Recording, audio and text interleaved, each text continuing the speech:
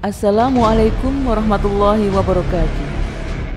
Dengan mempertimbangkan meningkatnya jumlah korban meninggal dunia akibat COVID-19, Organisasi Kesehatan Dunia (WHO) telah mengumumkan status keadaan darurat global wabah COVID-19.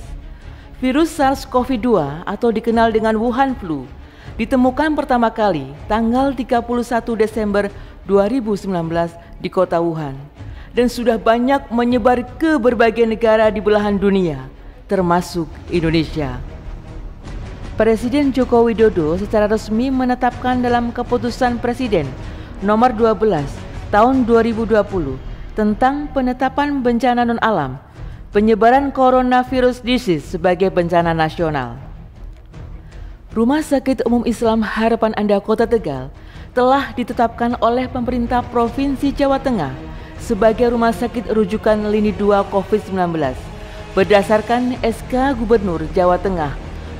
Oleh karena itu, kami bersiap di garda terdepan untuk berbenah dan mempersiapkan sumber daya untuk melayani dan menangani pasien dalam pandemi COVID-19. Selaras dan bersinergi dengan Satgas COVID-19 Kota Tegal dan Satgas COVID-19 Provinsi Jawa Tengah. Pada tanggal 18 Maret 2020, kami merawat pasien kasus terkonfirmasi COVID-19 untuk pertama kalinya dengan keluhan klinis demam, batuk, sesak nafas berat, dan riwayat perjalanan dari Jakarta yang merupakan daerah epicentrum COVID-19 saat itu. Dalam mempersiapkan kemungkinan terjadi bencana pandemi COVID-19, kami mempersiapkan disaster plan management melalui 4 fase, dimulai dengan mitigasi, preparedness atau kesiapsiagaan, respon atau tanggap bencana, dan recovery atau pemulihan. Dimulai dengan melakukan pengkajian kemungkinan risiko bencana melalui Hazard Vulnerability Assessment. Rumah Sakit Umum Islam Harapan Anda berlokasi di Kota Tegal, Provinsi Jawa Tengah. Dilihat dari letak geografisnya, posisi Kota Tegal sangat strategis sebagai penghubung jalur perekonomian lintas nasional dan regional di wilayah pantai utara Jawa yang menghubungkan Jakarta, Tegal, Semarang, Surabaya. Kemudian untuk wilayah tengah dan selatan Pulau Jawa menghubungkan Jakarta, Tegal, Purwokerto, Yogyakarta, Surabaya. Hal ini menyebabkan Kota Tegal menjadi tempat transit perjalanan masyarakat yang melintas untuk singgah di Kota Tegal, sehingga mobilitas pergerakan manusia sangat tinggi. Oleh sebab itu, risiko penyebaran dan penularan COVID-19 sangat mungkin terjadi dengan cepat di kota ini. Berdasarkan penilaian risiko bencana yang kami lakukan dengan menggunakan HVA, risiko terjadinya bencana wabah COVID-19 menempati skor tertinggi, sehingga menjadi prioritas kami untuk mempersiapkan menghadapi bencana pandemi COVID-19 di Rumah Sakit Umum Islam Harapan Anda Kota Tegal. Selanjutnya, untuk mengukur kesiapan rumah sakit dalam menghadapi bencana, dilakukan penilaian Hospital Safety Index yang meliputi keamanan struktural, keamanan non-struktural, dan penanganan darurat dan bencana. Berdasarkan klasifikasi Safety Index, Rumah Sakit Umum Islam Harapan Anda berada pada level A yang menunjukkan bahwa fasilitas kesehatan dapat melindungi hidup manusia yang ada di dalamnya dan dinilai dapat tetap berfungsi dalam situasi bencana. Fase kedua dalam disaster plan adalah preparedness. Pada fase preparedness, Rumah Sakit Islam Harapan Anda sebagai rumah sakit rujukan penyakit infeksi emerging lini 2 di Jawa Tengah, dengan gerak cepat dan tanggap, kami melakukan upaya-upaya untuk mendukung persiapan menghadapi adanya lonjakan kasus COVID-19 di rumah sakit, yaitu yang pertama, membentuk Satgas COVID-19 yang merupakan gabungan dari profesional pemberi asuhan dari berbagai disiplin ilmu di bidang kesehatan maupun non-kesehatan. Kedua, bersama pimpinan Satgas COVID-19 menyusun regulasi terkait pelayanan COVID-19 dan alur pasien untuk kemudian disosialisasikan ke semua petugas terkait pelayanan. Ketiga, menyusun rencana anggaran terkait pelayanan selama masa pandemi COVID-19. Keempat, menghitung dan mempersiapkan jumlah sumber daya manusia dengan pola ketenagaan yang tepat untuk pelayanan COVID-19 dan non-COVID-19. Kelima, menetapkan zonasi pelayanan berdasarkan risiko penularan COVID-19 di semua unit rumah sakit. Keenam, menghitung perencanaan kebutuhan alat pelindung diri dan menyediakan secara efisien sesuai dengan zonasi risiko penularannya.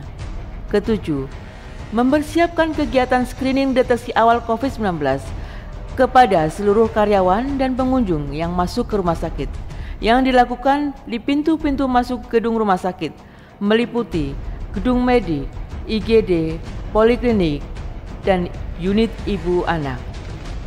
Kedelapan, mempersiapkan ruang tekanan negatif pada unit khusus, meliputi IGD khusus COVID-19, ruang VK dengan partus chamber, dan Central Operasi Room. Kesembilan, mempersiapkan tempat tidur ruang isolasi khusus COVID-19 yang bertekanan negatif dengan jumlah 7 tempat tidur isolasi biasa dan 1 tempat tidur ICU. 10. Mempersiapkan penambahan tempat tidur ruang isolasi sebagai alternatif jika terjadi lonjakan kasus sesuai arahan dari Satgas COVID-19 Provinsi Jawa Tengah. Ke-11, menyediakan tempat untuk pengambilan sampel swab di ruang tersendiri, dilengkapi dengan biosafety cabinet untuk pasien rawat jalan dan untuk pasien rawat inap. Dilakukan pengambilan swab di ruang IGD isolasi. Ke-12, menerapkan protokol kesehatan dengan 3M, memakai masker, mencuci tangan, dan menjaga jarak dalam setiap kegiatan pelayanan di rumah sakit. Ke-13, mempersiapkan sarana dan prasarana untuk keperluan penerapan 3M, yaitu menambah titik tempat cuci tangan di lokasi yang strategis dan menandai tempat duduk di ruang tunggu untuk menerapkan jaga jarak, menyediakan pembatas transparan di semua area pelayanan. 14. Membatasi kunjungan pasien meliputi pembatasan penunggu pasien rawat inap hanya boleh ditunggu 1 orang. Pengantar pasien poliklinik hanya boleh 1 orang dan tidak ada menunggu pasien di ruang isolasi COVID-19. Ke-15, menyediakan tempat makan disposable untuk pasien COVID-19 dan untuk nakes di unit khusus isolasi. 16. Mengadakan pendidikan dan pelatihan staf oleh tim PPI meliputi pelatihan penggunaan alat pelindung diri bagi tenaga kesehatan, pelatihan simulasi penerimaan pasien COVID-19 di IGD dan transfer pasien COVID-19 ke ruang isolasi, serta simulasi penerimaan pasien dalam jumlah besar, pelatihan pemulasaran jenazah COVID-19, dan pelatihan pengambilan swab nasofaring orofaring bagi analis laboratorium. Ke-17, mengadakan sosialisasi tentang COVID-19 kepada pasien dan pengunjung rumah sakit dan penerapan 3M, memakai masker, mencuci tangan, menjaga jarak, dan menjauhi kerumunan.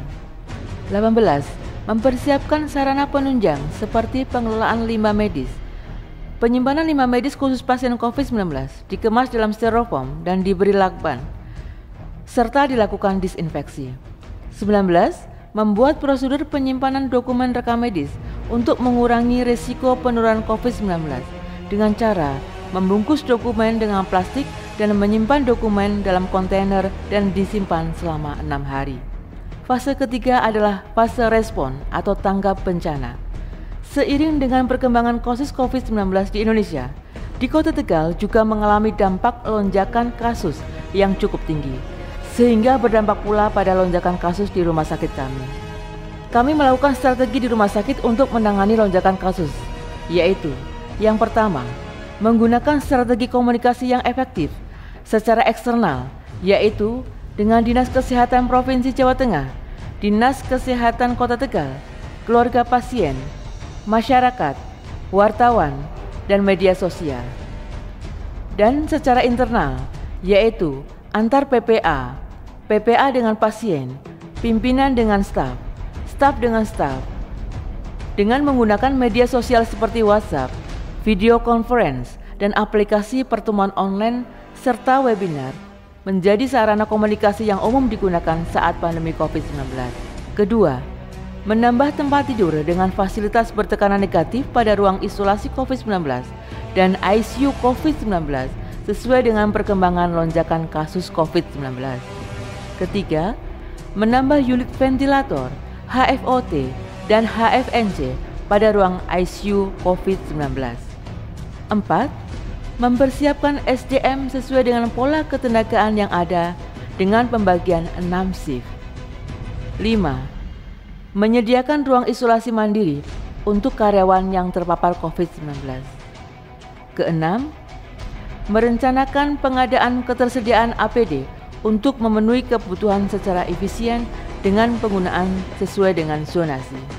Ketujuh, menerapkan protokol kesehatan dalam setiap pelayanan dan kegiatan. 8. Membatasi kontak langsung saat pertemuan atau rapat dengan membatasi jumlah peserta atau secara daring. 9. Pencatatan dan pelaporan data COVID-19 secara rutin dan tepat waktu.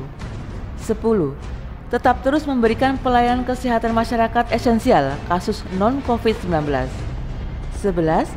Bekerja sama dengan Dinas Kesehatan, Gugus Tugas COVID-19 Kota Tegal, Laboratorium Kesehatan, dan instansi terkait sehubungan dengan pelayanan COVID-19.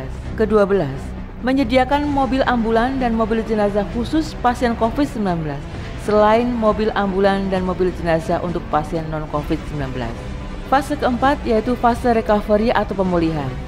Pada fase recovery, kami perlu melakukan penjaminan biaya klaim pelayanan pasien COVID-19 yang dilakukan dengan aplikasi e-klaim BPJS Kesehatan untuk diajukan kepada Kementerian Kesehatan guna menjamin operasional pelayanan tetap berjalan. Selain itu, pengajuan insentif tenaga kesehatan kepada Kementerian Kesehatan juga dilakukan untuk menunjang kesejahteraan tenaga kesehatan. Kemudian rumah sakit menginventarisasi alat yang sudah direalisasikan sesuai dengan utilisasi yang benar, serta tetap menyediakan stok alat pelindung diri atau APD sesuai dengan perencanaan yang baik, guna antisipasi terjadinya lonjakan kasus COVID-19 di kemudian hari. Mengatur ulang pola ketenagaan SDM sesuai dengan kebutuhan saat ini. Tetap menjalankan protokol kesehatan dengan menerapkan 3M dalam setiap aktivitas di rumah sakit. Demikian Hospital Disaster Plan Management Rumah Sakit Umum Islam Harapan Anda Kota Tegal dalam menghadapi bencana pandemi COVID-19. Semoga Allah Subhanahu wa taala selalu melindungi kita dari bencana. Wassalamualaikum warahmatullahi wabarakatuh.